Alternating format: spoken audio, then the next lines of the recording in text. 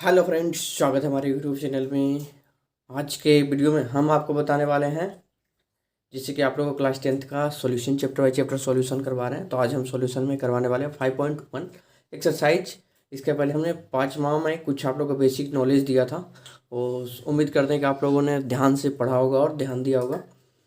तो अभी हम बताने वाले हैं सबसे पहले कि आपका 5.1 का एक्सरसाइज रिजॉल्व कराते हैं।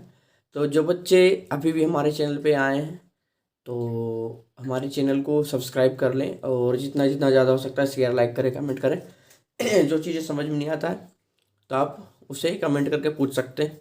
टेलीग्राम पे आप पूछ सकते हैं, मैसेज कर सकते हैं। व्हाट्सएप नंबर भी ऑलरेडी हमने शेयर आप लोगों को कर चुके हैं। तो आइए, ज़्यादा टाइम ना लेते हुए हम अपने क्वेश्चन को रिजॉल्व करते हैं। ठीक है। तो एपी है, सबसे जो 5वां चैप्टर आपका था एपी था। एपी में पहला क्वेश्चन करा, निम्नलिखित स्थितियों में किन स्थितियों में संबद्ध संख्याओं की सूची एपी है। सबसे पहले ये देखना है कि जो 3-4 क्वेश्चन दिए हैं, कौन एपी है या कौन एपी नहीं है, और है तो क्यों, और क्यों, अगर है तो क्यों। पहला क्वेश्चन इसका करा है, प्रत्येक किलोमीटर के बाद टैक्सी का किराया। प्रत्येक किलोमीटर के बाद टैक्सी का किराया, प्रथम किलोमीटर के बाद जबकि प्रथम किलोमीटर के जबकि प्रथम किलोमीटर के लिए किराया 15 रुपये है। क्वेश्चन ध्यान से देखिएगा, ध्यान से। प्रत्येक किलोमीटर के बाद टैक्सी का किराया, जबकि प्रथम किलोमीटर के लिए किराया 15 रुपये। पहला जो किराया क्या है, 15 रुपया है। और प्रत्येक अतिरिक्त किलोमीटर, अगर उसके अतिरिक्त 15, पहला तो हमारा 15 रुपया ही है, इसके अतिरिक्त किलोमीटर अगर चलता है तो कितना है किराया, 8 रुपये है। जो अतिरिक्त किराया जो लगता है 8 रुपये लगता है। तो आइए हम इसे रिजॉल्व करते हैं। क्वेश्चन एक का एक। सबसे पहले लिखेंगे 1 किलोमीटर का। 1 किलोमीटर के बाद का किराया कितना है, 1 किलोमीटर के बाद का किराया कितना है, 15 रुपये। 15 रुपये 1 किलोमीटर के बाद का किराया कितना है, 15 रुपये। अब क्वेश्चन कर रहा है कि अगले किलोमीटर जैसे ही बढ़ता है ना, उसका 8 रुपये अतिरिक्त बढ़ जाता है। यानी दूसरे किलोमीटर के लिए क्या हो जाएगा, दूसरे किलोमीटर के लिए 15 + 8 = 23। यानी दूसरे किलोमीटर के लिए 23 हो जाता है। फिर अगर तीसरे किलोमीटर आगे बढ़ता है तो क्या हो जाता है, 23 + 8, फिर आगे 8 बढ़ जाएगा। यानी इसको मान लो A1 हो गया, A2 हो गया, A3 हो गया।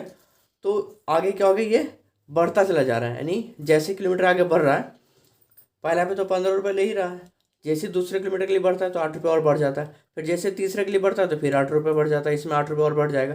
फिर जैसे चौथे के लिए बढ़ेगा, जैसे चौथे किलोमीटर के लिए जैसे ही बढ़ेगा, ये चौथे किलोमीटर के लिए बढ़ेगा, तो ये 23 8 हो गया 31। फिर 31 किलोमीटर फिर 8 जुड़ जाएगा, यानी ये 39। मतलब ये ऐसा बढ़ता चला जाएगा। तो हम इसे लिख सकते हैं कि इस स्थिति में प्राप्त संख्या जो है हमारा क्या हो जाएगा, 15, 23, 31, 39। इस तरह से ये बढ़ता चला जाएगा। इस तरह से क्या हो जाएगा, बढ़ता चला जाएगा। हमने एपी का आप लोगों को परिभाषा लिखाया था, जब 8 ये बढ़ता चला जा रहा है। अब जब A2 - A1 करोगे और A3 - A2 करोगे तो दोनों सेम आ रहा है, यानी दोनों एक एक ही तरह से बढ़ रहा है। जैसे 8 8 ही जुड़ता जा रहा है, सब में इसमें 8 8 ही जुड़ता जा रहा है। यानी ये क्या स्थिति होता है, ये एपी कहलाता है। यानी यह क्या स्थिति है, इस स्थिति को हम लिखेंगे जो यह एपी सूची का है, यह एपी है। क्योंकि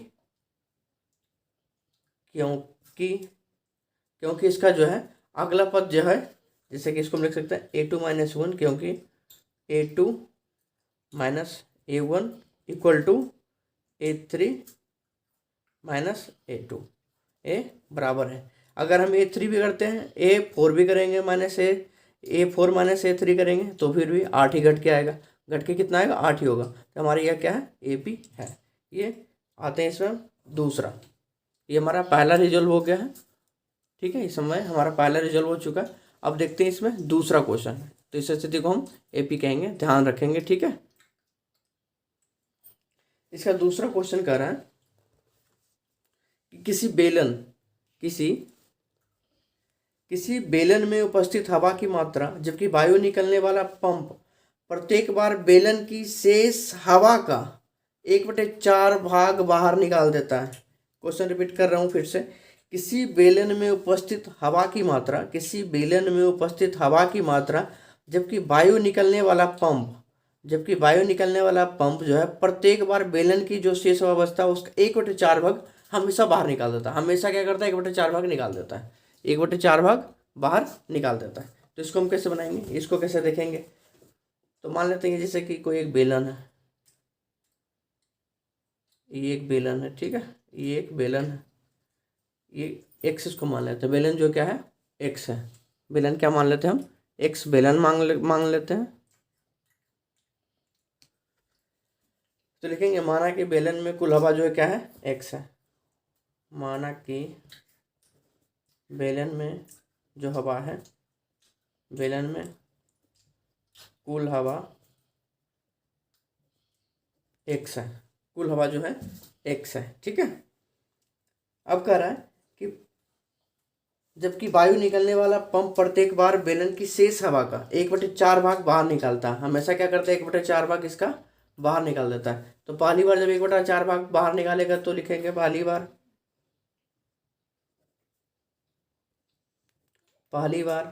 1/4 भाग निकालने पे पहली बार 1/4 भाग हवा निकालने के बाद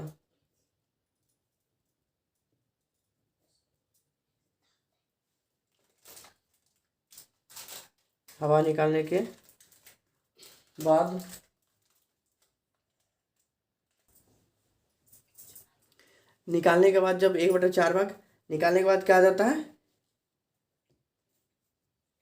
बाद जो शेष रहेगा वो शेष हवा रहेगा, वो शेष हवा। तो मान लेते हैं पहले टोटल तो हमारा एक्स था, ठीक है। तो इसको हम क्या मान लेते हैं? A1 से डिनोट कर देते हैं। इसको क्या करते हैं हम? A1 से डिनोट कर देते हैं। A2 बराबर क्या हो जाएगा? एक्स का 1/4 भाग, एक्स का 1/4 भाग जो है हमेशा बाहर निकाल देता है, शेष का जितना जो है। तो एक्स हमारा टोटल हवा है, एक्स का 4 भाग 1/4 भाग, इसका 1/4 भाग बाहर निकालता है। हमारा टोटल हवा जो कितना है? एक्स है। इसका शेष भाग का जो बच रहा है उसका 1/4 भाग, यानी इसका जो है 1/4 भाग बाहर निकाल रहा है। तो कितना आ जाएगा? X minus x/4।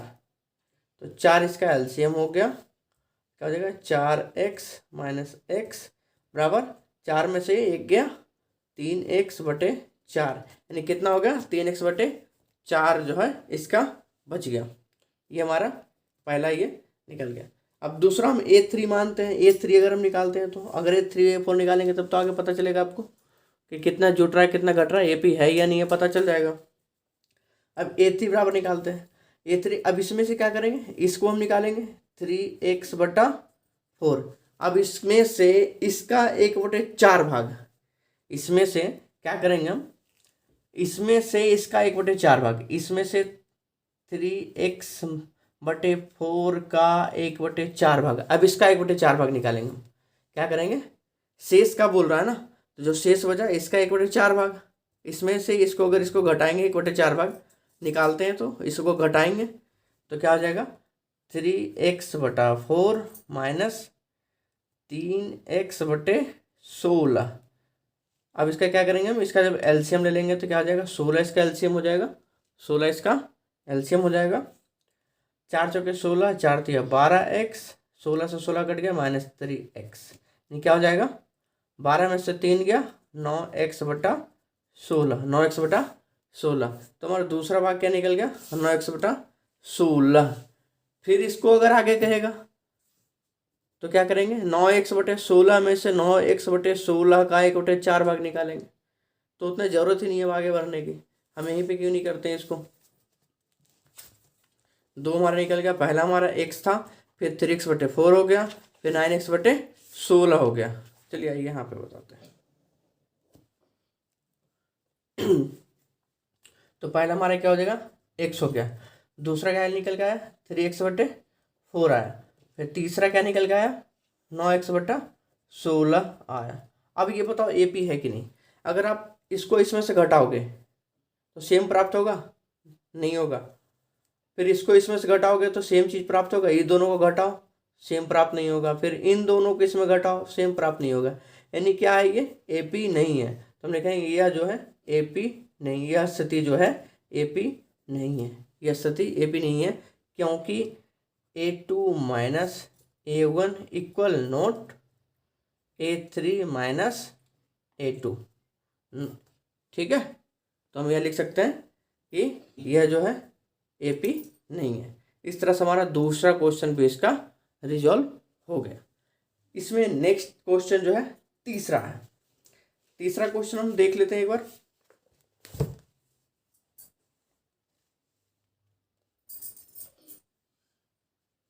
तीसरा क्वेश्चन है इसमें, प्रत्येक मीटर की खुदाई के बाद एक कुआं खोदने में आई लागत, जबकि प्रथम मीटर खुदाई की लागत 150 रुपये है। क्वेश्चन देखिएगा ध्यान से। प्रत्येक मीटर की खुदाई के बाद एक कुआं खोदने में आई लागत, प्रत्येक मीटर जब खुदाई कर रहा है एक कुआं को खोदने में आई लागत, जबकि प्रथम मीटर खुदाई का लागत जो है 150 रुपये।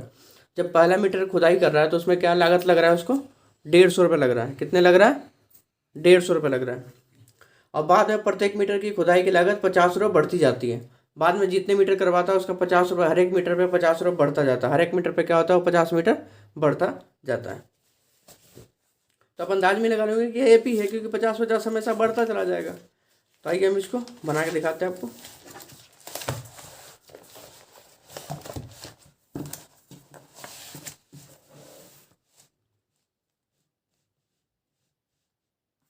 क्वेश्चन नंबर तीसरा देखिए, पहले मीटर की खुदाई की लागत जो है